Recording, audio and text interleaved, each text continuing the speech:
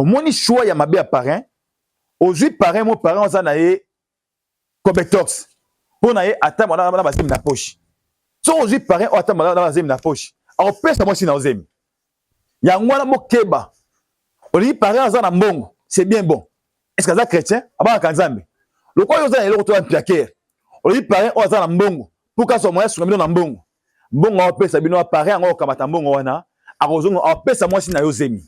Alors parrain aza moto aza na mbongo te lelo tozomona ba jeune bazozo ba parrain moto aza na jeep moto aza na mbongo pour soutenir bango non tu peux avoir beaucoup d'argent mais na kata libana na okimi ezalité ba kuta na babar na banini pa parrain apesi moi na ya moi si zemi. Alors beaucoup plus likambo tali choix ya parents. D'abord un parrain faut d'abord responsable le yemo va d'abord marié et puis yemo ko personnellement à gérer et couple tout peut libota na malam.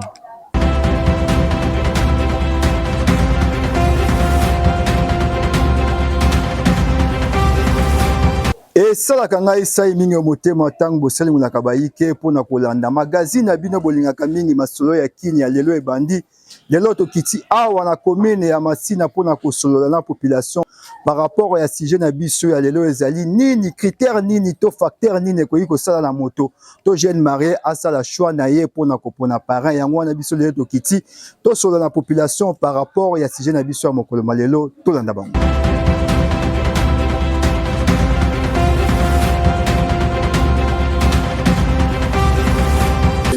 Comme on a mamie blanc. Mais normalement, il te fallait à ça la choix ya malam pour la parrain parce que ma parrain va remplacer ça quand pour les parents parce que ceux parents oyo aboti mutu azate to soit ceux qui akufa to azali mais ba parrain ne doit remplacer ça quand parents quand la libala ya moi tomba non et ça quand que parrain fois za na mbongo nous sommes à la mbongo azama kamabe toi mso za makisi pour ba parrain mingi ba comment ko utiliser bana bango pour que os autres boy que non azana mbongo mais azuyo pour utiliser mso étoile na yo bon yo os apparaît pour na azana mbongo ça normal ba doit apparaît pour na mbongo te ba doit apparaît pour na conseil ce qui couple wana et moi problème apparaît bazana pour na conseiller couple wana ezate ko na mbongo oui il faut azala chrétien parce que na ko zala na kati ya losambo ndako iba ko simba ibota na malamu pour muto aza kati na bonzambe ndako iba ko conduire bano ya zozo malamu pour muto yo aza chrétien te parce que ko ba pe chrétien c'est trop dur parce que nous on appelle un chrétien mais azala makambu ya malamu te nous on appelle un chrétien te mais azala comportement ya malamu ya motu exemple vraiment que moto azala na comportement malamu et puis aye banzambe de bonzambe vraiment et demeurer katina ya motu ya ndeza. Oh bien sûr parrain azali marié madame mariée on a une expérience en mariage ou azana à surmonter ba effet nyos ba désagrément nyos na kati libala à surmonter ngo à vaincre ngo puis azana comment dirais-je expérience même à 20 ans de mariage na kati libala na ye. Alors c'était un bon parrain. Oh ils ont fait ça conseil na ba nouveau marié. Oui c'est ba marié ceux ba vie parrain et ça pour asunga bango na ba conseil le lenge nini apo tamusa libala na ye. Alors le vrai parrain oh il a fait ça conseil malamu na ba nouveau marié. Alors 25 ans de mariage na ye, 20 ans de mariage na ye, l'expérience à vaincre. Oh il a banni na nous mariage na ye à partir ya fiançailles. A passé étape à fiançailles et l'équipe malam accueilli na prédot et l'équipe malam accueilli na étape nyos ya mariage civil comme religieuse. Alors et raconte na ndako na bana na ye parce que les institutions mon côté na mokilo et l'équipe na combat ko le kabala libala ils là très combattu. Alors il faut ça na ba nerf solide pareil moi qu'on a ba nerf solide ou à ko surmonter ba épreuve wana. Durant 25 ans 20 ans ya mariage na ye à côté de l'événement nyonso na ko pesa exemple par exemple ngana ngai penza Michel na sepelaka na libala oyo papa we masala avoir faire beaucoup des années na moi si na ye avoir faire beaucoup ba désagrément na kati libala na ye mais suka nango moi si lokola azalaki toujours ferme na mobali na ye ti suka mona que non il fallait ça ni à honorer moi si na ye vraiment c'est le bon mariage. Alors moto ande ngwana soki a parrainé mariage ya ba nouveau marié to ba kozana problème moroté ba ko surmonter ba problème de prévision sekoya na kati libala. Alors parrain aza moto aza na mbongo te lelo tozomona ba jeune bazozo ba parrain moto aza na jeep moto aza na mbongo pour soutenir bango non. Tu peux avoir beaucoup d'argent mais na kati libala na okimi ezali te ba mususu na bala bazovana po na mbongo mais libala ezali engagement définitif ya toute la vie. Alors ceux qui ont paré pour na mbongo les ana jour paré wana kokufa paré wana kozanga mbongo libala wana ekota libala ekota matata muta ko sunga bino akozala lisusu te libala pe kabwani. Alors un vrai parrain o ya sironté be prévoir na news o azali capable ya kotia kimia na mariage o ya kopariner. C'est ça le vrai parrain. Ba critère na yezali il faut azala na conduite malam éducation malam même na kati libala na ye moko il faut azala exemplaire.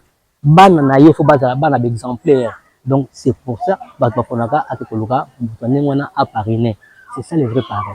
Kaka na cadre ya sujet na biso ya mokolo molelo ezali choix ya kopona parrain yango to jija ki bon tokuta na ba serviteur dédié bango pe ba pesa ba réaction na bango par rapport ya choix ya kopona parrain.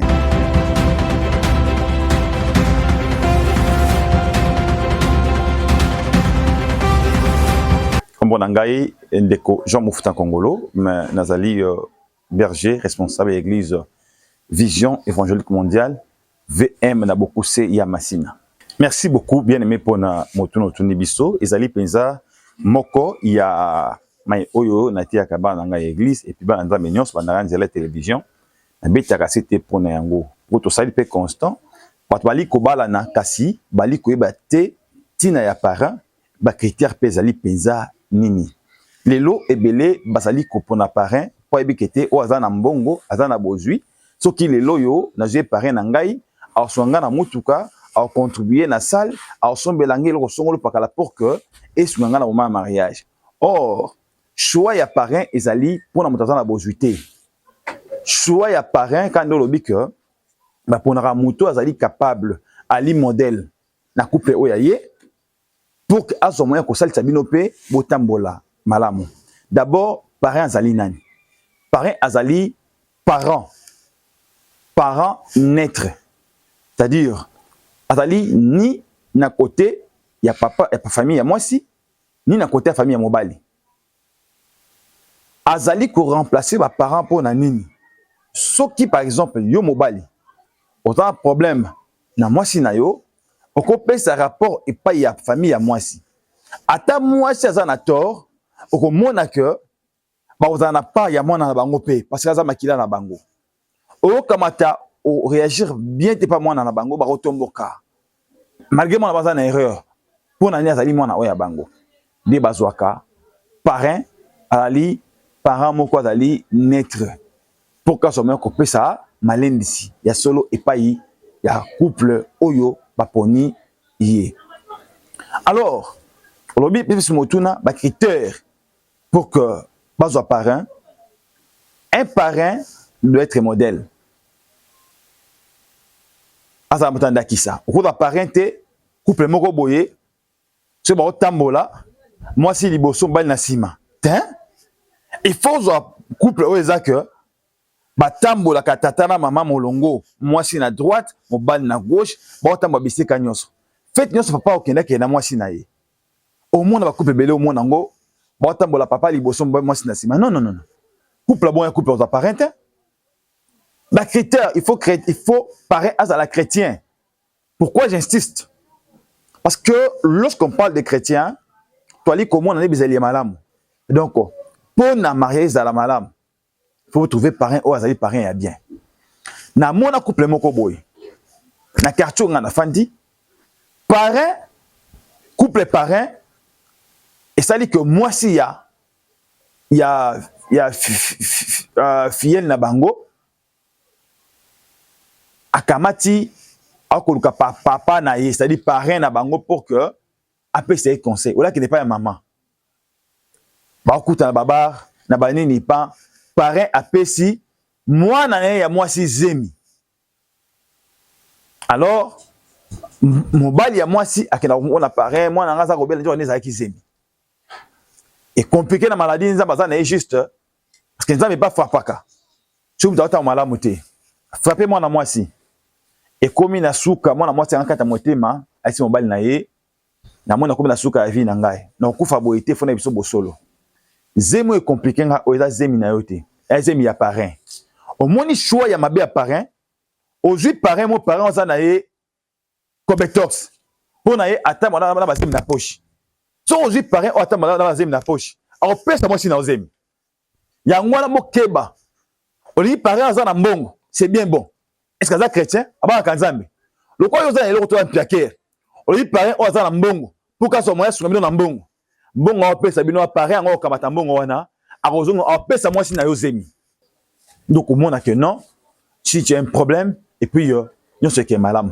mais ce n'est que plus loin à la manière du Christ je vous dis maintenant selon la parole il n'y a aucun verset biblique j'insiste encore il n'y a aucun verset biblique dans la Genèse si l'Apocalypse ou le Marmetali parrainage au parrain libéral exaté alors un bon couple lorsque vous avez un problème il faut toujours mettre Christ au centre. Lorsque Jésus est au centre de votre couple, s'il y a un problème, bossa nini, boyebisango Yesu. Pona nini, mutu a mutu. Parrain bokozwa pe wana, ose makambo na yo, abeti lango mwasi na ye, tout basi ba parrain de ba panza makambo. Abeti li mwasi na ye, omoni makambo na bino ya couple mili banda. Yango wana pour le chrétien, je vous dis, par rapport à la formalité commune le baraté, il faut témoin là, rose dans témoin. Bon, comme l'église c'est complètement témoin par hasard, tu sûr qu'à bongo. Mais les problèmes dans le couple, il faut consulter le seul Christ qui est le maître et le chef. Il y a couple, c'est lui l'initiateur du mariage. Alors beaucoup plus, les Cambotali choix il y a parents. D'abord un parent faut d'abord responsable. Le yemo va d'abord marié. Et puis yemo ko personnellement à gérer et couple tout peut libota na malam. Parce que mon tapé ça oyo azana. Alors pour les lots mille plus c'est comme qu'on parrain faut que muto aza responsable aza la possibilité de les beaucoup plus total en matériel mais total à parce que libala oyo contrat mingi c'est sur le plan moral et responsabilité il y a quoi ba soit ya famille et puis il y a moi si aux anaï. Alors je pense que pour le meilleur choix, ils ont d'abord un parrain, faut d'abord cadre et puis responsable plutôt, et puis Moutou Ayebi Koloba Malam, un bon conseiller. Parce qu'au travers d'un conseil, on y a Malam pour soutenir afin que couple tout un nouveau marié base à la Malam, moralement. Et puis ils sont pas dans la possibilité, beaucoup plus de possibilités. Et beaucoup plus ça sur le plan moral ko yeba ko pesa moral et bongi pour na ko yeba ko orienter bango pour couple za la malam. Da oui, et vous allez vraiment handicap ma casse parce que possibilité que vous allez célébration donc mariage ils a fêtité. Mariage ils a fêtité. Pour beaucoup plus total la célébration dans la salle, ambiance soana non. Wana oui bien sûr ça honneur mais mariage est bandit. Comment gérer la femme? Et tant que bana baoya, comment gérer les enfants, comment organiser une famille. Et puis mes attentes des alaka parce que tu dis que ils pour les meilleurs pour les pires. Et comment est-ce que dans moment pire, neni okoko gérer, comment peut dans moment où et c'est que ça neni okoko gérer. Mais ce que talika et koluka, ce qui paraît écoute ni personne possibilité à quoi aider ça ils en ont mabété. Mais que ça la kaka que faut que ça la possibilité, faut la kana mutuka et erreur. Merci beaucoup. Tokomi presque na suka ya émission na biso mokolo malelo plaisir. Ezalaki yanga mingi pona ko présenter bino yango tokitaki awa na commune ya Masina pona ko solola na population par rapport ya sujet na biso phare o ezalaki choix pe critère pona ko pona parrain tozwaki temps vraiment ko solola na population pe nanga mosusu tokitaki kuna pona ko kutana ba serviteurs dédiés bango pe bazanaki mayokolo te par rapport ya sujet phare na biso ya mokolo malelo. Je dis un grand merci. Na mon caméraman, na mon grand frère propre Jean Moufuta Congolo, je dis encore un grand merci. na mwana mboka Bukembo makuna na États-Unis riche Kamoka na moni lisusu mwana mboka Gloire Vulanda Gédéon Vulanda kuna na ngambu ya Canada. Je dis encore un grand merci na mwana mboka Mardoché Mofidi kuna na ngambu ya Tunisie nga na bino tokutani mikolo mizali koya tika te kolo ya likolo abatela bino.